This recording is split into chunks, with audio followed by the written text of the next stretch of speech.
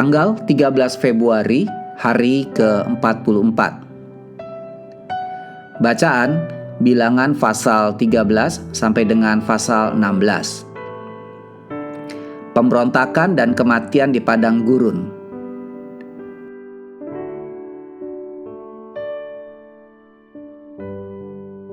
Garis besar. Saat Israel berkemah di tepi Kanaan, Tuhan memerintahkan Musa untuk memilih satu orang dari setiap suku, membentuk sebuah tim pengintai dan melaporkan kondisi di negeri ini. Para pengintai ini melakukan perjalanan ke Kanaan dan kembali dengan sebuah laporan yang membuat orang-orang khawatir. Menurut para pengintai tersebut, tanah itu penuh dengan raksasa dan kota-kota berbenteng. Dengan suara 2-10, para pengintai berhasil melemahkan bangsa tersebut untuk maju menguasai tanah Kanaan tersebut. Dan suara iman Kaleb dan Yosua tenggelam saat orang-orang berseru, "Mari kembali ke Mesir." Tuhan menghukum anak-anaknya karena kurangnya iman percaya mereka melalui hukuman sampai 40 tahun berkeliaran di padang gurun, 1 tahun untuk setiap hari para pengintai saat mengamati tanah tersebut.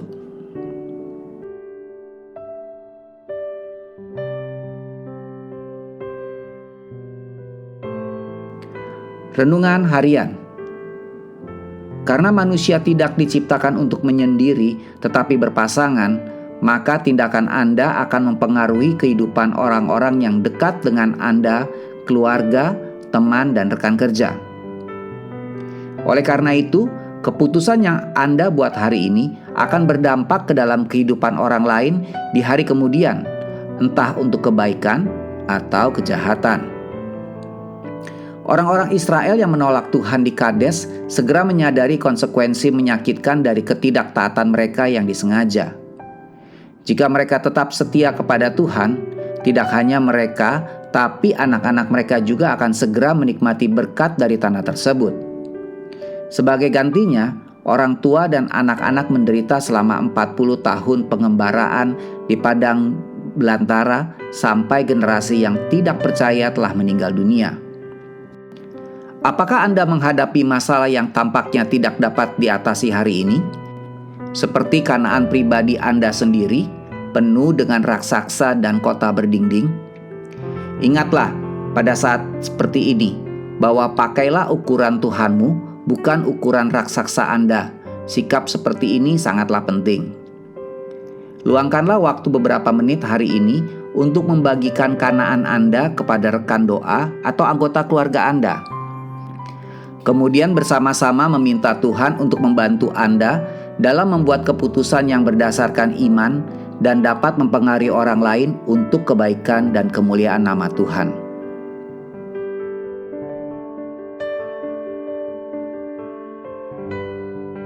Keberanian adalah kebijaksanaan dalam mengaku takut terhadap apa yang harus ditakuti dan bagaimana untuk tidak takut kepada hal yang tidak perlu ditakuti.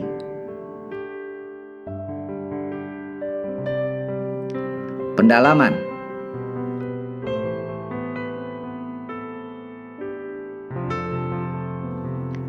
Peringatan, peringatan, peringatan.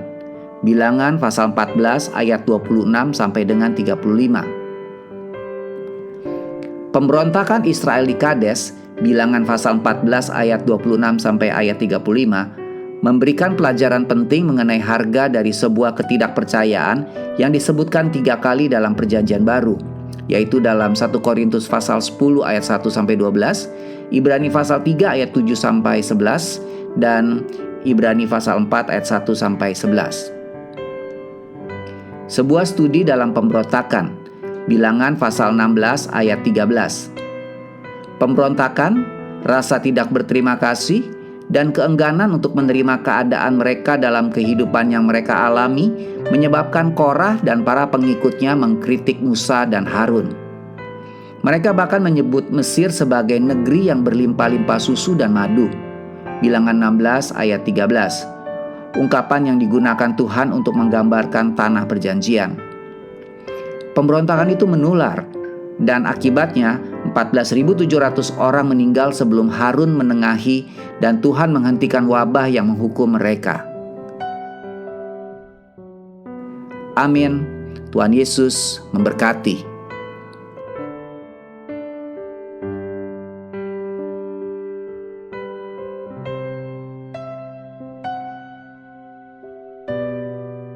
Bilangan pasal 13. Ke-12 pengintai. Tuhan berfirman kepada Musa, "Suruhlah beberapa orang mengintai tanah Kanaan yang akan kuberikan kepada orang Israel. Dari setiap suku nenek moyang mereka, haruslah kau suruh seorang, semuanya pemimpin-pemimpin di antara mereka." Lalu Musa menyuruh mereka dari padang gurun Paran sesuai dengan titah Tuhan. Semua orang itu adalah kepala-kepala di antara orang Israel. Dan inilah nama-nama mereka. Dari suku Ruben, Samua bin Sakur. Dari suku Simeon, Safat bin Hori. Dari suku Yehuda, Kaleb bin Yefune. Dari suku Isakar, Yigal bin Yusuf. Dari suku Efraim, Hosea bin Nun. Dari suku Benyamin, Palti bin Rafu. Dari suku Sebulon, Gadiel bin Sodi. Dari suku Yusuf, yakni dari suku Manasye, Gadi bin Susi. Dari suku Dan, Amiel bin Gemali. Dari suku Asher, Setur bin Mikael. Dari suku Naftali, Nahbi bin Wofsi. Dari suku Gad, Guel bin Maki. Itulah nama orang-orang yang disuruh Musa untuk mengintai negeri itu. Dan Musa menamai Hosea bin Nun itu Yosua. Maka Musa menyuruh mereka untuk mengintai tanah Kanaan. Katanya kepada mereka, "Pergilah dari sini ke tanah Negeb dan naiklah ke pegunungan. Dan amat-amatilah bagaimana keadaan negeri itu. Apakah bangsa yang mendiaminya kuat atau lemah? Apakah mereka sedikit atau banyak? Dan bagaimana negeri yang didiaminya? Apakah baik atau buruk? Bagaimana kota-kota yang didiaminya? Apakah mereka diam di tempat-tempat yang terbuka atau di tempat-tempat yang bergubu? Dan bagaimana tanah itu?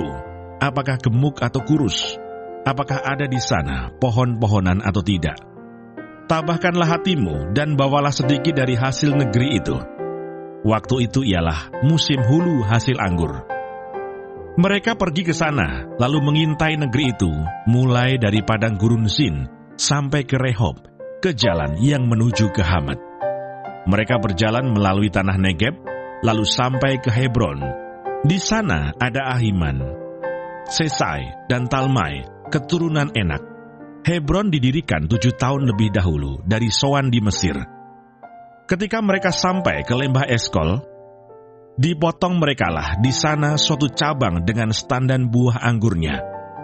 Lalu berdualah mereka menggandarnya. Juga mereka membawa beberapa buah delima dan buah ara. Tempat itu dinamai orang lembah Eskol, karena tandan buah anggur yang dipotong orang Israel di sana. Sesudah lewat 40 hari pulanglah mereka dari pengintaian negeri itu, dan langsung datang kepada Musa, Harun, dan segenap umat Israel di Kades, di padang gurun Paran. Mereka membawa pulang kabar kepada keduanya, dan kepada segenap umat itu, dan memperlihatkan kepada sekaliannya hasil negeri itu. Mereka menceritakan kepadanya, "Kami sudah masuk ke negeri, kemana kau suruh kami, dan memang negeri itu berlimpah-limpah susu dan madunya, dan inilah hasilnya. Hanya bangsa yang diam di negeri itu kuat-kuat, dan kota-kotanya berkubu dan sangat besar. Juga keturunan Enak telah kami lihat di sana. Orang Amalek diam di tanah Negeb, orang Het, orang Yebus, dan orang Amori diam di pegunungan. Orang Kanaan diam sepanjang laut dan sepanjang tepi sungai Yordan." Kemudian Kaleb mencoba menenteramkan hati bangsa itu di hadapan Musa, katanya, "Tidak, kita akan maju dan menduduki negeri itu, sebab kita pasti akan mengalahkannya." Tetapi orang-orang yang pergi ke sana bersama-sama dengan dia berkata, "Kita tidak dapat maju menyerang bangsa itu, karena mereka lebih kuat daripada kita." Juga mereka menyampaikan kepada orang Israel kabar busuk tentang negeri yang diintai mereka dengan berkata, "Negeri yang telah kami lalui untuk diintai adalah suatu negeri yang memakan penduduknya, dan semua orang yang kami lihat di sana adalah orang-orang yang tinggi-tinggi perawakannya. Juga kami lihat di sana orang-orang raksasa, orang enak yang berasal dari orang-orang raksasa, dan kami lihat diri kami seperti belalang, dan demikian juga mereka terhadap kami. Bilangan pasal 14. Pemberontakan umat Israel. Lalu segenap umat itu mengeluarkan suara nyaring, dan bangsa itu menangis pada malam itu. Bersungut-sungutlah semua orang Israel kepada Musa dan Harun. Dan segenap umat itu berkata kepada mereka, sekiranya kami mati di tanah Mesir, atau di padang gurun ini, mengapakah Tuhan membawa kami ke negeri ini, supaya kami tewas oleh pedang, dan istri serta anak-anak kami menjadi tawanan? Bukankah lebih baik kami pulang ke Mesir? Dan mereka berkata seorang kepada yang lain, baiklah kita mengangkat seorang pemimpin, lalu pulang ke Mesir. Lalu sujudlah Musa dan Harun di depan mata seluruh jemaah Israel yang berkumpul di situ. Tetapi Yosua bin Nun dan Kaleb bin Yefune, yang termasuk orang-orang yang telah mengintai negeri itu, mengoyakkan pakaiannya dan berkata kepada segenap umat Israel, negeri yang kami lalui untuk diintai itu adalah luar biasa baiknya. Jika Tuhan berkenan kepada kita, maka Ia akan membawa kita masuk ke negeri itu dan akan memberikannya kepada kita, suatu negeri yang berlimpah-limpah susu dan madunya. Hanya janganlah memberontak kepada Tuhan, dan janganlah takut kepada bangsa negeri itu, sebab mereka akan kita telan habis. Yang melindungi mereka sudah meninggalkan mereka, sedang Tuhan menyertai kita. Janganlah takut kepada mereka. Lalu segenap umat itu mengancam hendak melontari kedua orang itu dengan batu. Tetapi tampaklah kemuliaan Tuhan di kemah pertemuan kepada semua orang Israel. Tuhan berfirman kepada Musa, berapa lama lagi bangsa ini menista aku? Dan berapa lama lagi mereka tidak mau percaya kepadaku, sekalipun sudah ada segala tanda mujizat yang kulakukan di tengah-tengah mereka? Aku akan memukul mereka dengan penyakit sampar dan melenyapkan mereka. Tetapi engkau akan kubuat menjadi bangsa yang lebih besar dan lebih kuat daripada mereka. Lalu berkatalah Musa kepada Tuhan, jikalau hal itu kedengaran kepada orang Mesir, padahal engkau telah menuntun bangsa ini dengan kekuatanmu dari tengah-tengah mereka, mereka akan bercerita kepada penduduk negeri ini yang telah mendengar bahwa engkau, Tuhan, ada di tengah-tengah bangsa ini, dan bahwa engkau, Tuhan, menampakkan dirimu kepada mereka dengan berhadapan muka, waktu awanmu berdiri di atas mereka, dan waktu engkau berjalan mendahului mereka di dalam tiang awan pada waktu siang, dan di dalam tiang api pada waktu malam. Jadi jikalau engkau membunuh bangsa ini sampai habis, maka bangsa-bangsa yang mendengar kabar tentang engkau itu nanti berkata, oleh karena Tuhan tidak berkuasa membawa bangsa ini masuk ke negeri yang dijanjikannya dengan bersumpah kepada mereka, maka Ia menyembelih mereka di padang gurun. Jadi sekarang biarlah kiranya kekuatan Tuhan itu nyata kebesarannya, seperti yang kau firmankan. Tuhan itu berpanjangan, sabar, dan kasih setianya berlimpah-limpah. Ia mengampuni kesalahan dan pelanggaran, tetapi sekali-kali tidak membebaskan orang yang bersalah dari hukuman. Bahkan Ia membalaskan kesalahan bapa kepada anak-anaknya, kepada keturunan yang ketiga dan keempat. Ampunilah kiranya kesalahan bangsa ini sesuai dengan kebesaran kasih setiamu, seperti engkau telah mengampuni bangsa ini mulai dari Mesir sampai kemari. Berfirmanlah Tuhan, aku mengampuninya sesuai dengan permintaanmu. Hanya demi aku yang hidup dan kemuliaan Tuhan memenuhi seluruh bumi.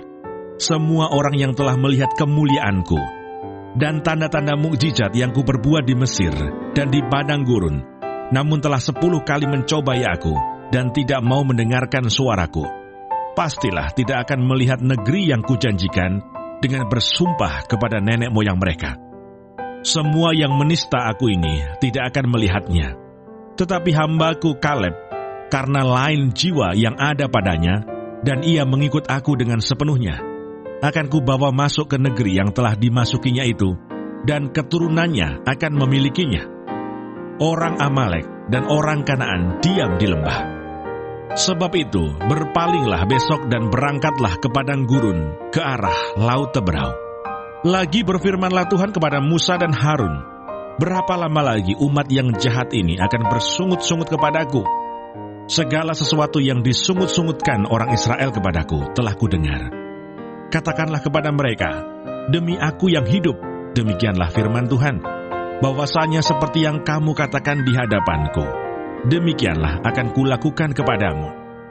Di padang gurun ini, bangkai-bangkaimu akan berhantaran, yakni semua orang di antara kamu yang dicatat, semua tanpa terkecuali yang berumur 20 tahun ke atas, karena kamu telah bersungut-sungut kepadaku, bahwasanya kamu ini tidak akan masuk ke negeri yang dengan mengangkat sumpah telah kujanjikan akan kuberi kamu diami, kecuali Kaleb bin Yefune dan Yosua bin Nun.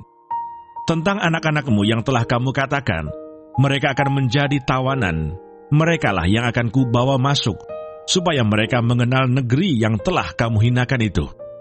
Tetapi mengenai kamu, bangkai-bangkaimu akan berhantaran di padang gurun ini, dan anak-anakmu akan mengembara sebagai penggembala di padang gurun 40 tahun lamanya, dan akan menanggung akibat ketidaksetiaan, sampai bangkai-bangkaimu habis di padang gurun. Sesuai dengan jumlah hari yang kamu mengintai negeri itu, yakni 40 hari, 1 hari dihitung 1 tahun, jadi 40 tahun lamanya, kamu harus menanggung akibat kesalahanmu, supaya kamu tahu rasanya, jika aku berbalik daripadamu. Aku, Tuhan, yang berkata demikian. Sesungguhnya aku akan melakukan semuanya itu kepada segenap umat yang jahat ini, yang telah bersepakat melawan aku. Di padang gurun ini, mereka akan habis, dan disinilah mereka akan mati. Adapun orang-orang yang telah disuruh Musa untuk mengintai negeri itu, yang sudah pulang dan menyebabkan segenap umat itu bersungut-sungut kepada Musa, dengan menyampaikan kabar busuk tentang negeri itu, orang-orang itu mati, kena tulah di hadapan Tuhan. Tetapi yang tinggal hidup dari orang-orang yang telah pergi mengintai negeri itu, hanyalah Yosua bin Nun dan Kaleb bin Yefune. Serangan ke bagian selatan gagal. Setelah Musa menyampaikan perkataan ini kepada semua orang Israel, maka berkabunglah bangsa itu dengan sangat. Dan keesokan harinya, bangunlah mereka pagi-pagi hendak naik ke puncak gunung sambil berkata, sekarang kita hendak maju ke negeri yang difirmankan Tuhan itu. Memang kita telah berbuat dosa. Tetapi kata Musa, mengapakah kamu hendak melanggar titah Tuhan? Hal itu tidak akan berhasil. Janganlah maju, sebab Tuhan tidak ada di tengah-tengahmu, supaya jangan kamu dikalahkan oleh musuhmu. Sebab orang Amalek dan orang Kanaan ada di sana di depanmu, dan kamu akan tewas oleh pedang. Dari sebab kamu berbalik membelakangi Tuhan, maka Tuhan tidak akan menyertai kamu. Meskipun demikian, mereka nekat naik ke puncak gunung itu. Tetapi tabut perjanjian Tuhan dan Musa juga tidaklah meninggalkan tempat perkemahan. Lalu turunlah orang Amalek dan orang Kanaan yang mendiami pegunungan itu dan menyerang mereka. Kemudian orang-orang itu mencerai-beraikan mereka sampai ke Horma. Bilangan pasal 15. Korban api-apian. Tuhan berfirman kepada Musa, berbicaralah kepada orang Israel, dan katakanlah kepada mereka, apabila kamu masuk ke negeri yang akan kuberikan kepadamu menjadi tempat kediamanmu, dan kamu hendak mempersembahkan korban api-apian bagi Tuhan, dari lembu sapi atau kambing domba, baik korban bakaran atau korban sembelihan, baik untuk membayar suatu nazar khusus, atau sebagai persembahan sukarela, atau pada waktu perayaan-perayaanmu, dan dengan demikian menyediakan bau yang menyenangkan bagi Tuhan. Maka orang yang mempersembahkan persembahannya itu kepada Tuhan, haruslah mempersembahkan sebagai korban sajian 1/10 eva tepung yang terbaik, diolah dengan 1/4 hin minyak, dan beserta korban bakaran atau korban sembelihan itu. engkau harus juga mempersembahkan 1/4 hin anggur sebagai korban curahan untuk setiap ekor domba yang dipersembahkan. Tetapi jikalau persembahanmu itu seekor domba jantan, engkau harus mempersembahkan sebagai korban sajian 2/10 eva tepung yang terbaik, diolah dengan 1/3 hin minyak. Dan sebagai korban curahan, haruslah kau persembahkan 1/3 hin anggur, menjadi bau yang menyenangkan bagi Tuhan. Dan apabila engkau mengolah seekor lembu sebagai korban bakaran atau sebagai korban sembelihan, baik untuk membayar suatu nazar khusus maupun sebagai korban keselamatan bagi Tuhan, maka beserta lembu itu haruslah dipersembahkan sebagai korban sajian 3/10 eva tepung yang terbaik, diolah dengan 1/2 hin minyak. Dan sebagai korban curahan, haruslah kau persembahkan 1/2 hin anggur. Itulah korban api-apian yang baunya menyenangkan bagi Tuhan. Demikianlah harus diperbuat untuk setiap ekor lembu, dan untuk setiap ekor domba jantan, dan untuk setiap ekor domba atau kambing. Berapapun jumlah hewan yang kamu olah, untuk setiap hewan itu harus kamu perbuat demikian juga. Setiap orang Israel asli haruslah berbuat demikian apabila ia mempersembahkan korban api-apian yang baunya menyenangkan bagi Tuhan. Dan apabila seorang asing telah menetap padamu, atau seorang lain yang tinggal di antara kamu, atau di antara keturunanmu kelak, hendak mempersembahkan korban api-apian yang baunya menyenangkan bagi Tuhan, maka seperti yang kamu perbuat, demikianlah harus diperbuatnya. Mengenai jemaah itu, haruslah ada satu ketetapan bagi kamu dan bagi orang asing yang tinggal padamu. Itulah suatu ketetapan untuk selama-lamanya bagi kamu turun-temurun. Kamu dan orang asing haruslah sama di hadapan Tuhan. Satu hukum dan satu peraturan berlaku bagi kamu dan bagi orang asing yang tinggal padamu. Lagi berfirmanlah Tuhan kepada Musa, berbicaralah kepada orang Israel dan katakanlah kepada mereka, apabila kamu masuk ke negeri, kemana kamu akan kubawa, maka apabila kamu makan roti hasil negeri itu, haruslah kamu mempersembahkan persembahan khusus bagi Tuhan. Tepung jelaimu yang mula-mula haruslah kamu persembahkan sebagai persembahan khusus berupa roti bundar, sama seperti persembahan khusus dari hasil tempat pengirikanmu. Demikianlah harus kamu mempersembahkannya. Dari tepung jelaimu yang mula-mula, haruslah kamu menyerahkan persembahan khusus kepada Tuhan turun-temurun. Dosa yang tidak disengaja. Apabila kamu dengan tidak sengaja melalaikan salah satu dari segala perintah ini yang telah difirmankan Tuhan kepada Musa, yakni dari segala yang diperintahkan Tuhan kepadamu dengan perantaraan Musa, mulai dari hari Tuhan memberikan perintah-perintahnya dan seterusnya turun-temurun, dan apabila hal itu diperbuat di luar pengetahuan umat ini, tidak dengan sengaja, maka haruslah segenap umat mengolah seekor lembu jantan muda sebagai korban bakaran menjadi bau yang menyenangkan bagi Tuhan, serta dengan korban sajiannya dan korban curahannya, sesuai dengan peraturan, juga seekor kambing jantan sebagai korban penghapus dosa. Maka haruslah imam mengadakan pendamaian bagi segenap umat Israel, sehingga mereka beroleh pengampunan, sebab hal itu terjadi tidak dengan sengaja, dan karena mereka telah membawa persembahan-persembahan mereka sebagai korban api-apian bagi Tuhan.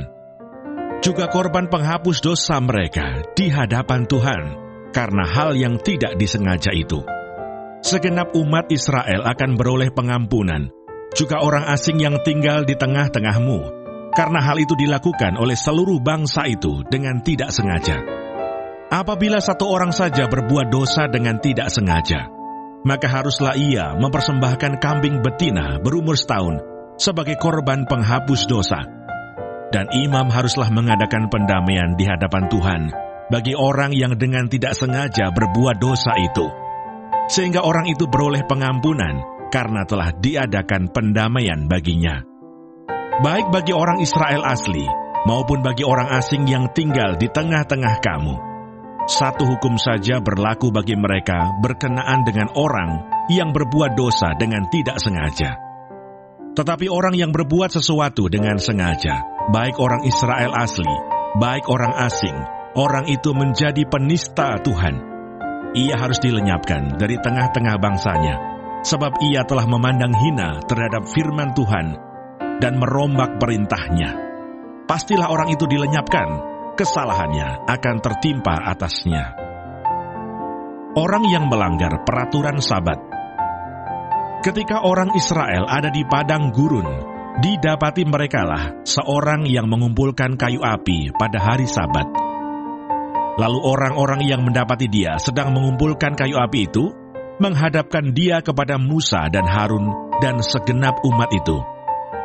Orang itu dimasukkan dalam tahanan, oleh karena belum ditentukan apa yang harus dilakukan kepadanya. Lalu berfirmanlah Tuhan kepada Musa, orang itu pastilah dihukum mati. Segenap umat Israel harus melontari dia dengan batu di luar tempat perkemahan. Lalu segenap umat menggiring dia keluar tempat perkemahan. Kemudian dia dilontari dengan batu sehingga ia mati, seperti yang difirmankan Tuhan kepada Musa. Jumbai peringatan. Tuhan berfirman kepada Musa, "Berbicaralah kepada orang Israel dan katakanlah kepada mereka, bahwa mereka harus membuat jumbai-jumbai. Pada punca baju mereka turun-temurun, dan dalam jumbai-jumbai punca itu, haruslah dibubuh benang ungu kebiru-biruan. Maka jumbai itu akan mengingatkan kamu, apabila kamu melihatnya kepada segala perintah Tuhan, sehingga kamu melakukannya dan tidak lagi menuruti hatimu atau matamu sendiri, seperti biasa kamu perbuat dalam ketidaksetiaanmu terhadap Tuhan. Maksudnya, supaya kamu mengingat dan melakukan segala perintahku dan menjadi kudus bagi Allahmu. Akulah Tuhan Allahmu, yang telah membawa kamu keluar dari tanah Mesir, supaya aku menjadi Allah bagimu. Akulah Tuhan Allahmu." Bilangan pasal 16.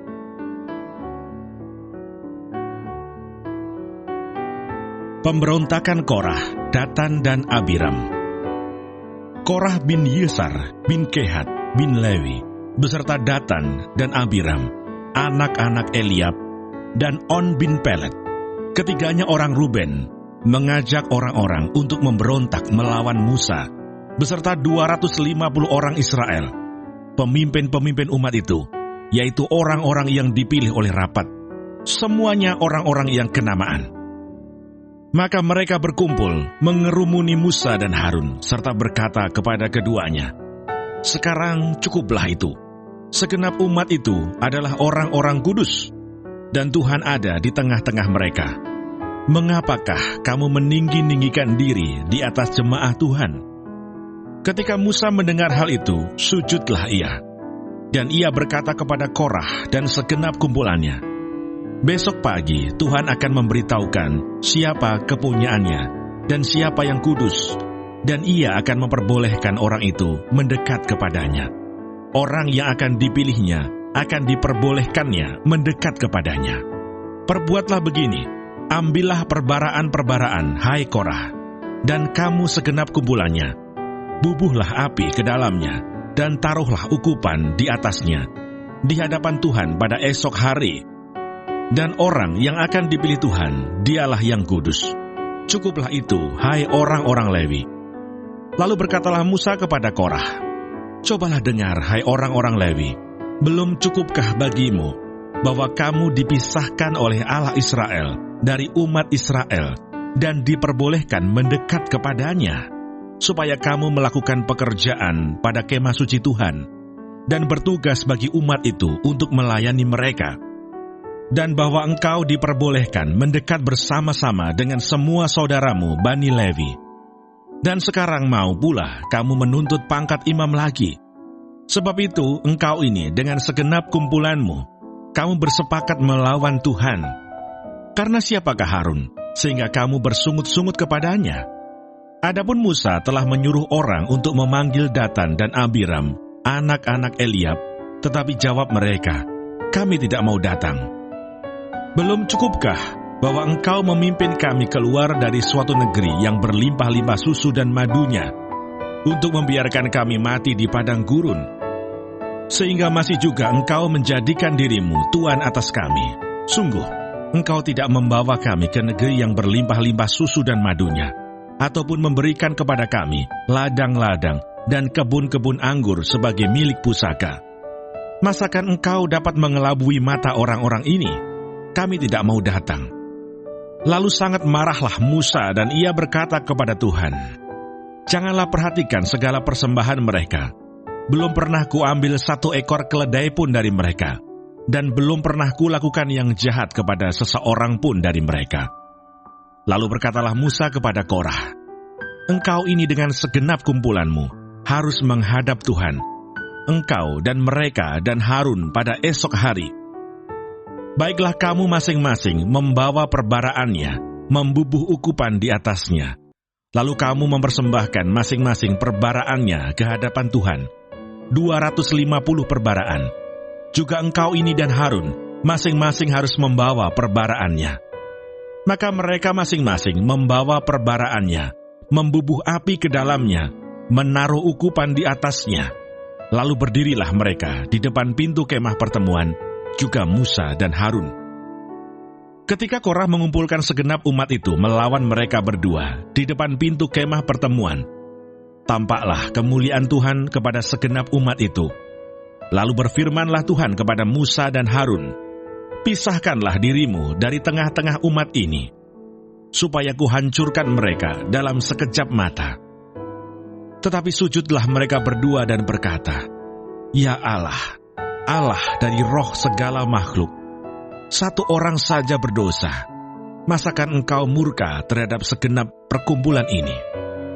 Maka berfirmanlah Tuhan kepada Musa, "Katakanlah kepada umat itu, pergilah dari sekeliling tempat kediaman Korah, Datan dan Abiram." Lalu pergilah Musa kepada Datan dan Abiram, dan para tua-tua Israel mengikuti dia.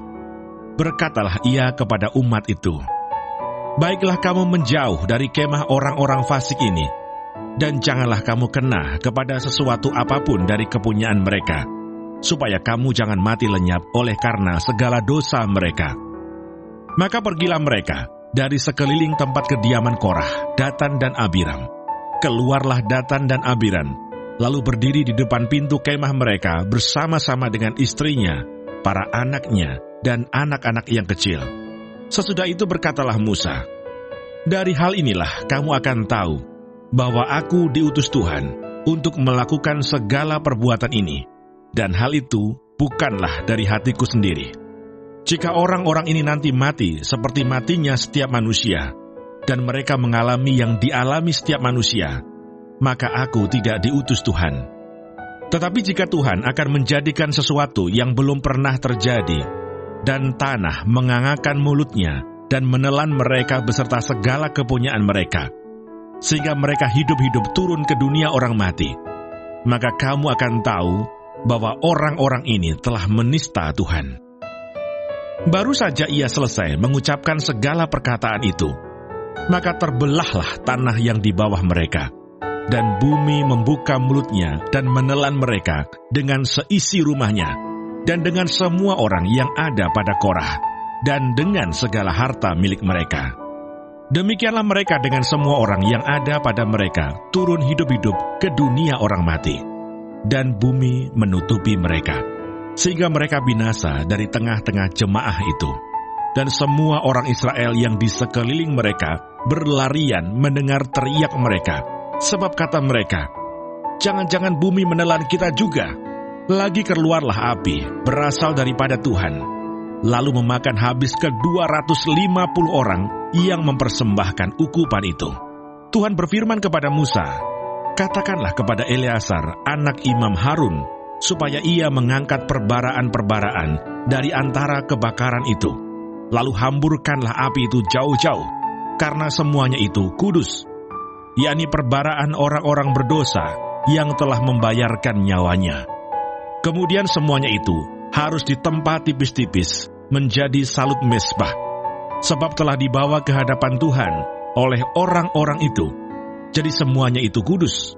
Dengan demikian, hal itu menjadi tanda bagi orang Israel.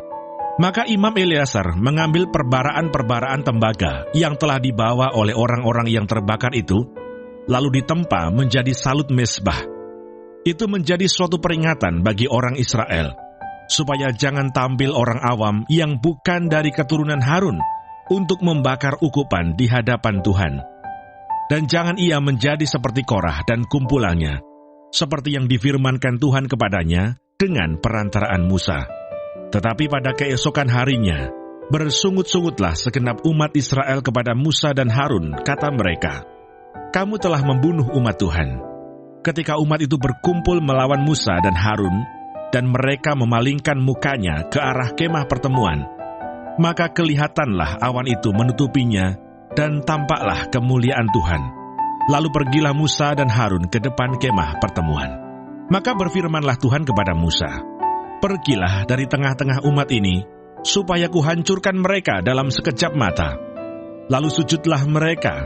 Berkatalah Musa kepada Harun, "Ambillah perbaraan, bubuhlah api ke dalamnya dari atas mezbah, dan taruhlah ukupan, dan pergilah dengan segera kepada umat itu, dan adakanlah pendamaian bagi mereka. Sebab murka Tuhan telah berkobar, dan tulah sedang mulai." Maka Harun mengambil perbaraan seperti yang dikatakan Musa, dan berlarilah ia ke tengah-tengah jemaah itu. Dan tampaklah tulah telah mulai di antara bangsa itu. Lalu dibubuhnyalah ukupan, dan diadakannyalah pendamaian bagi bangsa itu. Ketika ia berdiri di antara orang-orang mati dan orang-orang hidup, berhentilah tulah itu. Dan mereka yang mati kena tulah itu ada 14.700 orang banyaknya, belum terhitung orang-orang yang mati karena perkara Korah. Ketika Harun kembali kepada Musa di depan pintu kemah pertemuan, tulah itu telah berhenti.